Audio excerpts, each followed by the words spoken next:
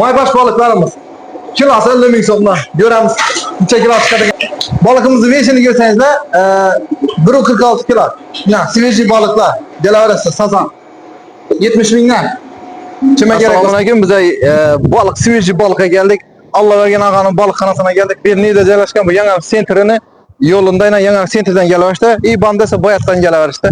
Ko'lning bo'yinda, ya'ni qisqasi, gapning qisqasi. Bu yerga kelaversa Allah vergen ağamızın balıkxonasına sveji balık baba beri. Bir de balıkning tolkası saboy, oturup yeyishma yok saboy. Bir de çilki balık, balıkçı biratlaba bular hamisha tayyorlaydi. O'zimizdan postoyanno olib yeymiz. O'zimiz postoyanno iste'mol etamiz. Şeydan zo'r vashi kastinli ham zo'r sveji balıklar keladi. İnşallah bilan tanishtirib o'tamiz. Gel. Balıkımızın veşini görseniz de 1,46 kilo. Ya, sveji balıklar. Gelaverasiz sazan. 70 mingdan. Kime gerek olsa. Kekisi.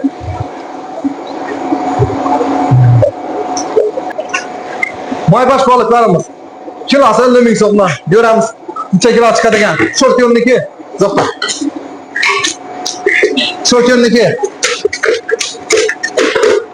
Ay. Sho'rkyo'lniki 1,74 kilo.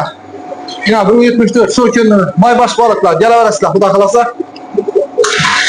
Ben tavsiye etaman bu Yangilik sentrinin köl boyunda doğrusunda yani. Kölün yan başında, muşunda kakras.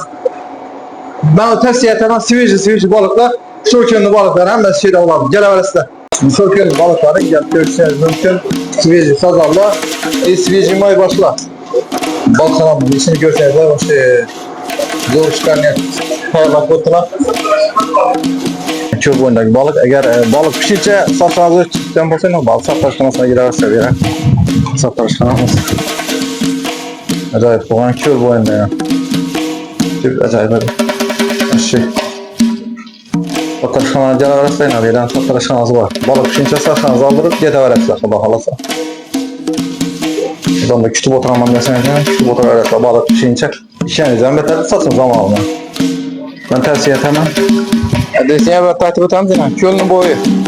Boyat yo'lida, Boyat yo'li Banna sentrdan kelaveradi. Balıkxona Uduldagi. Allah vergen ağamızın balıkxonasi. Şimdi zor sveji balıklar gerek bo'lsa, sho'rkyo'lni balıkları Allah vergen ağamızın balıkxonasidan kelaverasizlar. Maybaş bilan sazon bor ekan, sveji daftarga xizmatlari. Sveji maybaş bilan sazon bor ekan. Tolka saboy, o'tirib yeydigan joylari yo'q ekan. Yana aytib o'tamiz, yan boshida saqlashxonasi bor. Balık pishguncha satsa zamondir bemalol.